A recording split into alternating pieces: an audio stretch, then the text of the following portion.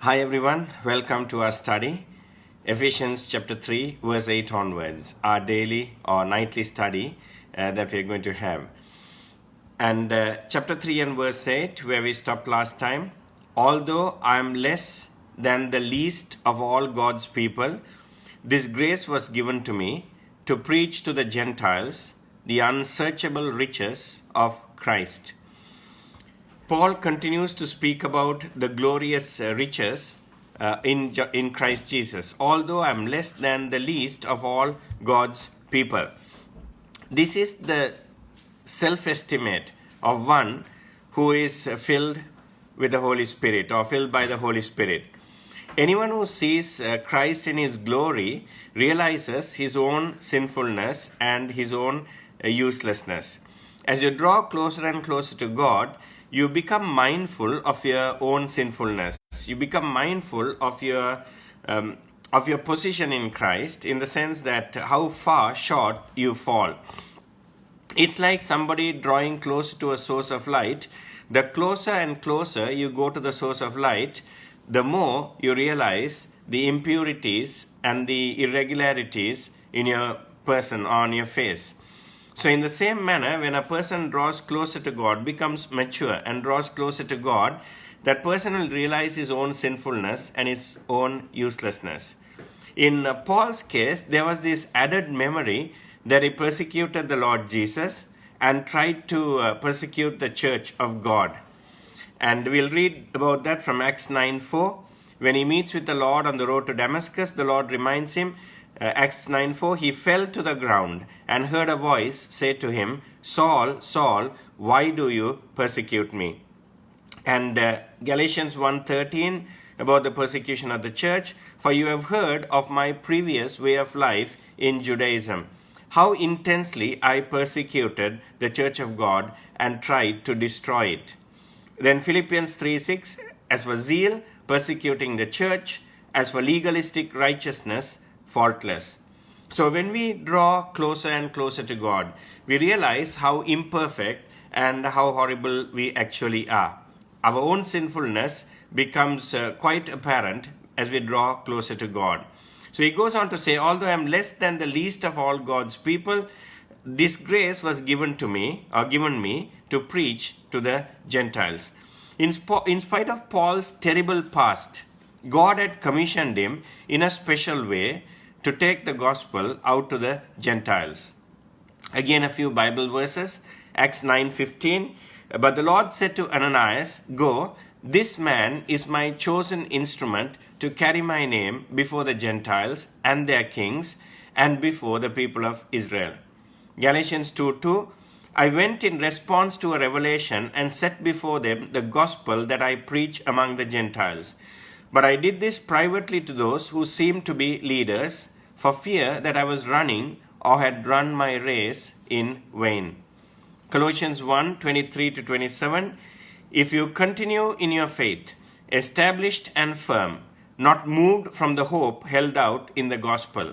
This is the gospel that you heard, that has been proclaimed to every creature under heaven, and of which I, Paul, have become a servant. Now I rejoice in what was suffered for you, and I fill up in my flesh what is still lacking in regard to Christ's afflictions for the sake of his body, which is the church.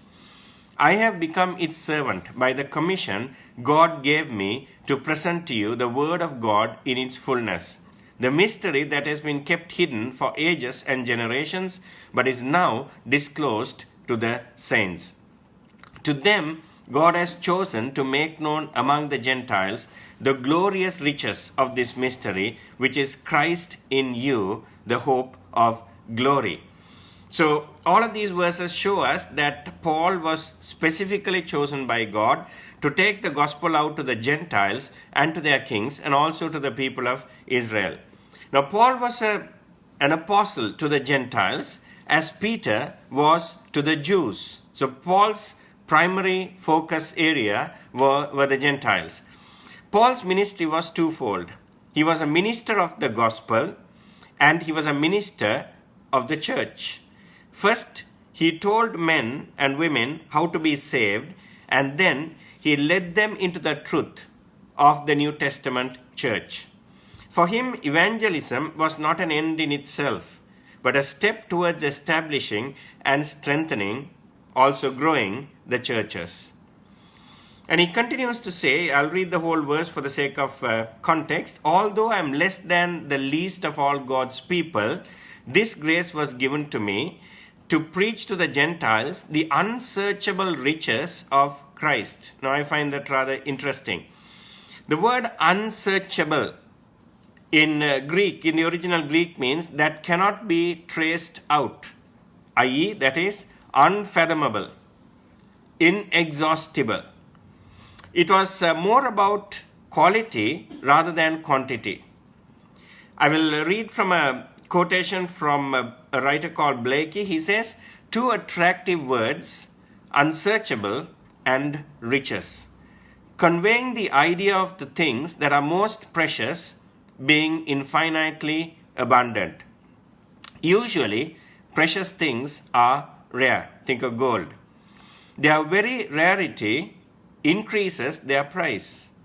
But here, that which is most precious is also boundless and limitless.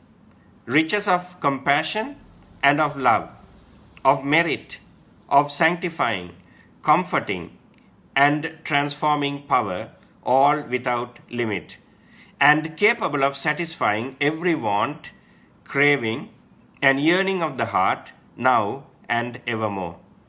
So the principle there is that if something is to be very highly priced, it is generally limited in supply.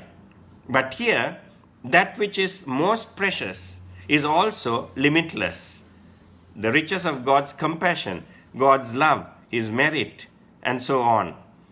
Verse 9, and to make plain to everyone the administration of this mystery, for which ages past was kept hidden, which for ages past was kept hidden in God who created all things.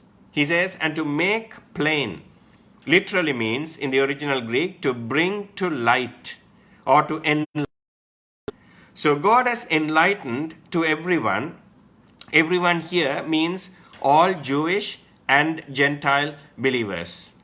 But remember, it doesn't include the unbelievers because they cannot understand the deep truths of the mystery. That is very clear in God's word. 1 Corinthians 2:14, the man without the Spirit does not accept the things that come from the Spirit of God, for they are foolishness to him, and he cannot understand them because they are spiritually discerned. So we need to have the Spirit of God indwelling us as believers. As believers, He indwells us. Then we'll be able to understand the glorious riches of God's mysteries. So Jew and Gentile believers could understand this, but not the unbelievers. And he goes on to say, to everyone, reveal to everyone the administration of this mystery.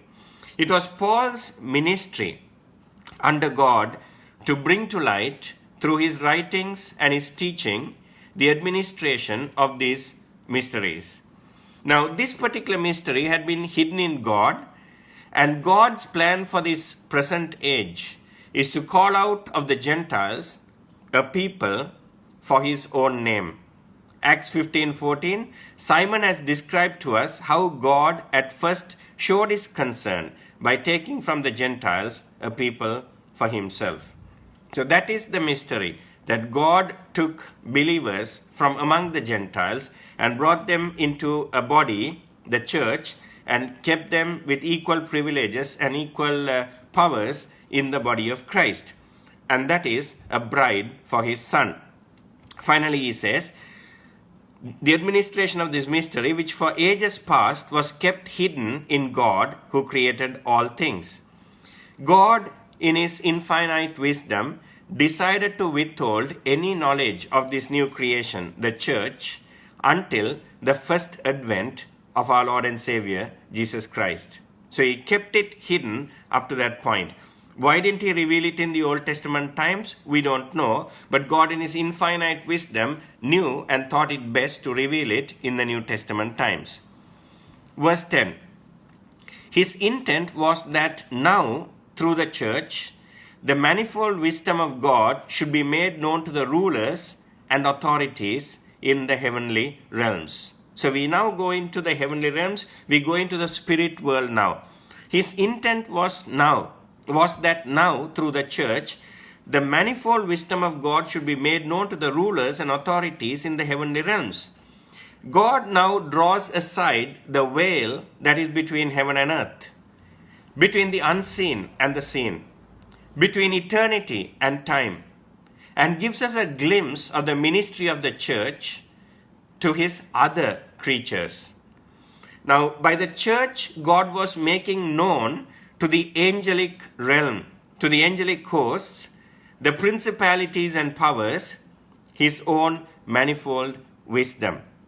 In 1 Corinthians 11:10, we see a hint at the same ministry in a most practical and seemingly insignificant detail of church order. Now, if we in the church are displaying God's manifold wisdom to superhuman intelligences, that is, we are talking about the principalities and powers, how diligent we ought to be in the display of that wisdom.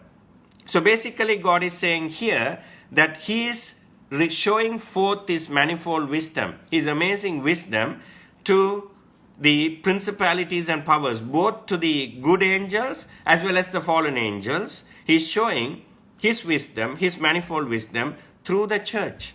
So that's how important the church is. We often underestimate the church. We look down upon the church. In this world, the church will not be perfect because it is made up of imperfect people like you and me. But the church is an amazing organism. It is the bride of Christ. It is chosen for this dispensation. It is chosen to reign with Christ for all eternity. So the church is an amazing organism, and we must love the church and we must contribute to the church. And that is the primary vehicle by which God is moving in this world. Now I want to read to us a fairly lengthy passage, but this is from a Bible commentary by William MacDonald. But listen to this very carefully.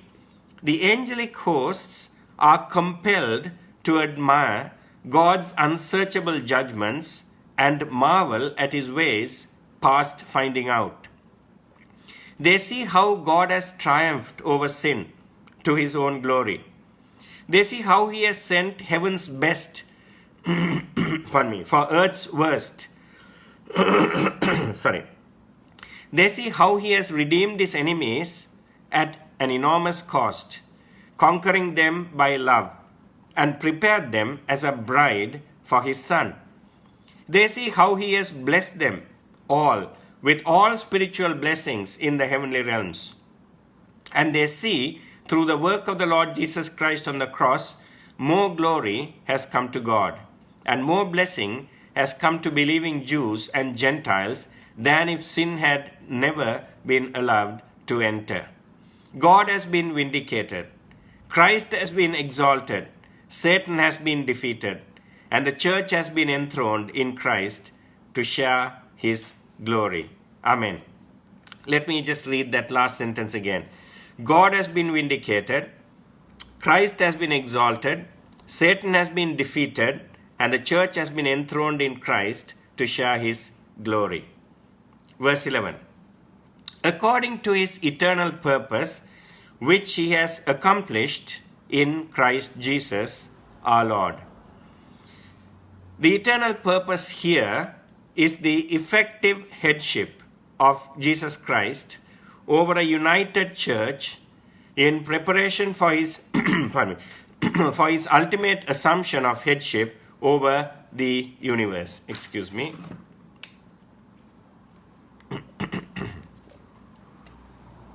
I'll say that again. Eternal purpose here is the effective headship of Christ over a united church in preparation for his ultimate assumption of headship over the entire universe. The origin of this purpose, his God's eternal purpose, is seen in chapter 1 and verse 9 of Ephesians. And he made known to us the mystery of his will according to his good pleasure, which he purposed in Christ. So before the world was made, God knew Satan would fall. And God knew that man would follow Satan into sin. God had already prepared a counter strategy, or we can call it a master plan. Now, this plan has been worked out in the incarnation, death, resurrection, ascension, and the glorification of Christ. The whole program is centered in Christ and has been realized through Him. Now, God can save ungodly Jews and Gentiles, make them members of the body of Christ, conform them to the image of His Son, and honor them in a unique way as the bride of the Lord or the bride of the Lamb through all eternity. Amen to God for that. And verse 12. In Him and through faith in Him, we may approach God with freedom and confidence. In Him and through faith in Him, we may approach God. Now, God's purpose for us in Christ is now described. Now, faith in Christ gives us free, confident access to God because of the sonship based on redemption. We see the sonship in chapter 1 and in verse 5. This is further reflected in Hebrews 4:16. Let us then approach the throne of grace with confidence so that we may receive mercy and find grace to help us in our time of need. I'll read that again because this is very important. Hebrews 4:16. Let us then approach the throne of grace with confidence so that we may receive mercy and find grace to help us in our time of need. Hebrews 10 verse 19. Therefore, brothers and sisters, since we have confidence to enter the most holy place by the blood of Jesus. Now, this verse is also an enlargement of chapter 2 and verse 18. For through Him, that is through Christ, we both have access to the Father by one Spirit. Now, God's purpose of bringing humanity near to Him and enabling human beings to have perfect access to Him is fully achieved because it is worked out in Christ. So here we say that we may approach God. Approach here means the liberty that we have to speak to God in prayer. The perfect liberty we have to go into God's presence in prayer. So he says, in Him and through faith in Him, we may approach God with freedom and confidence. Now, freedom here means openness or freedom in speaking. Now, our freedom is the respectful attitude and the absence of fear we have as children addressing their Father. Freedom and confidence. Confidence here means full persuasion. Our confidence is the assurance of a welcome, hearing, and a wise and loving answer. In other words, when we go before God in prayer, we have that boldness to approach God in prayer. We have the freedom to go into God's presence at any moment of the day or night. And we have the confidence that God will not cast us aside, but He will listen to our prayer and He will answer. Sometimes our prayers can be extremely stupid, but God still hears and gives us a wise and loving answer. Sometimes we go to God with a terrible request, which is totally outside of His will. But God understands. He listens to us patiently and He gives us a wise and a loving answer. Again, to quote William MacDonald, he says, as a result of Christ's work and our union with Him, we now have the unspeakable privilege of entering into God's presence at any time, in full confidence of being heard and without any fear of being scolded. So the final part of this particular portion is chapter 3 and verse 13. I ask you, therefore, do not be discouraged because of my sufferings for you, which are your glory. Since such a wonderful ministry has been given to him, the trials of this life are not worthy to be compared to the glory that is to come, that is yet to come. Paul wanted the believers to see his current imprisonment as glory and not as disgrace. So oftentimes Paul writes to us and reminds us that the suffering that we are going through in this world right now is nothing, because it cannot be compared to the amazing glory that is our inheritance in heaven. And this is also, remember, for a very limited period of time. 70, 80, 90, 100 years if we are fortunate. But eternity is forever. Glory is forever. The suffering is only for a short time. That's why he keeps on admonishing us, keeps on encouraging us to hold on, not to give up, but to persevere. So remember, keep on persevering in the midst of suffering, in the midst of disappointment, in the midst of failure. Do not give up, and then we will be partakers of God's glory for all eternity. Now we come to the next part, which is chapter 3, 14 to 21, the fullness of the church. Now, Paul has two great prayers in this book, in Ephesians. The first one was chapter 1, verses 15 to 23. And the second one, we are going into it right now. So after this little parenthesis of chapter 3, verses 2 to 13, now Paul resumes from verse 1 of this chapter. Therefore, he is thinking back to the end of chapter 2, and especially to the close of chapter 2, where it describes what the Gentiles had been by nature and what they had become through their union with Christ. They were dead in their sins and their trespasses. They were not partakers of the commonwealth of Israel, without citizenship of Israel. Now they are the children of God, elected through God's foreknowledge and chosen by God, and with a glorious inheritance. So the Gentiles' astonishing rise from poverty and death to riches and glory drives Paul to pray that they will live in the practical enjoyment of their exalted position. Now there is a lesson for us. Because we are occupying an exalted position, we are seated in the heavenly realms in Christ Jesus, we need to enjoy that position even here. In other words, we must live a victorious Christian life with our focus on heaven itself. Now, Paul's prayer grows out of his awareness of all that God is doing in the lives of believers. Now, God's key gifts are power, power and love. Power in verses 16, 18, and 20. Love, verses 17 to 19.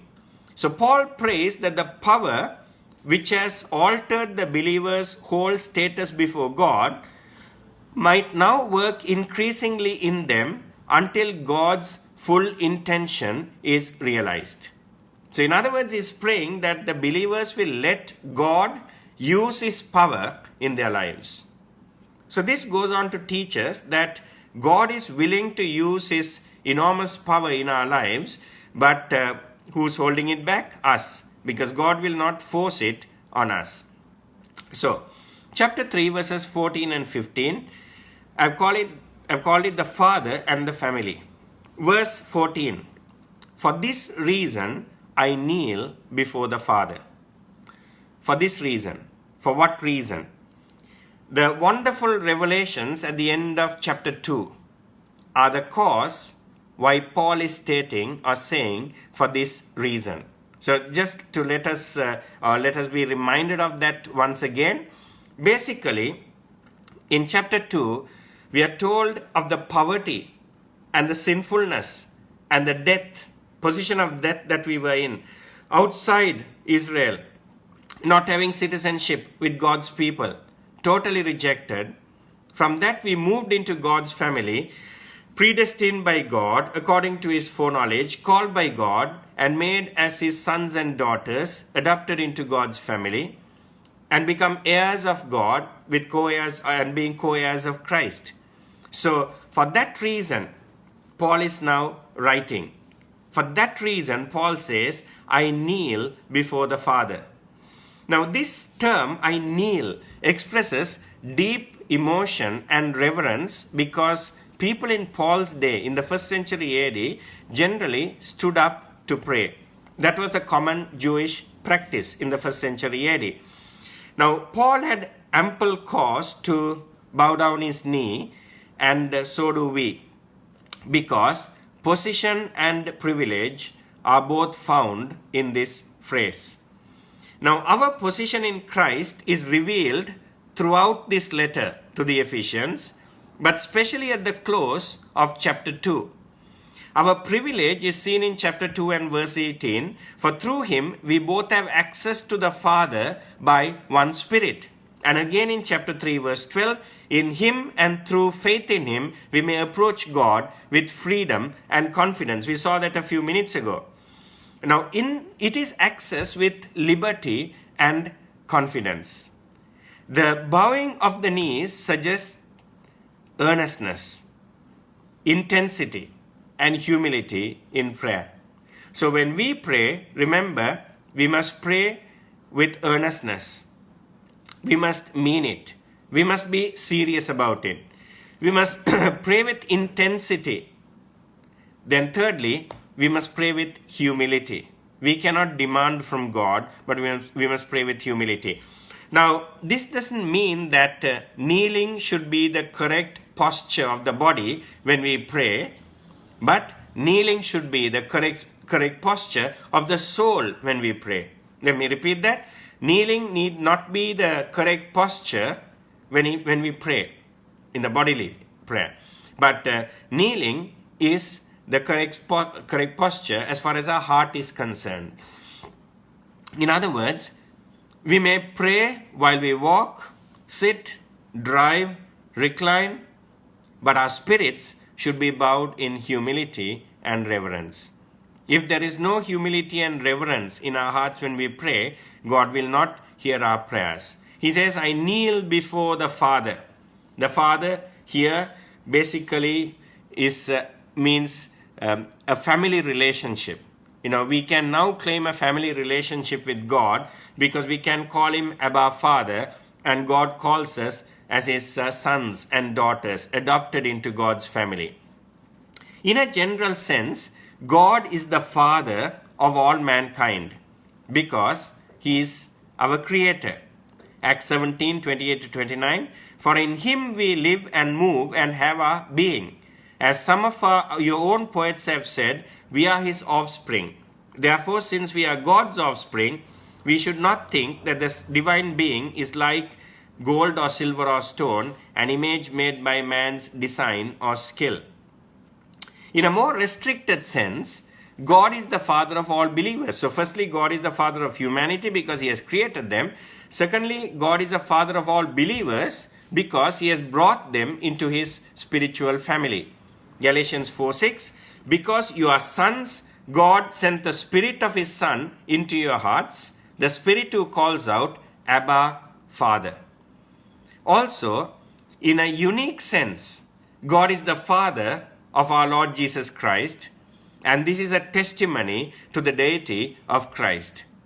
John 5:17-18, Jesus said to them, my Father is always at his work to this very day, and I too am working.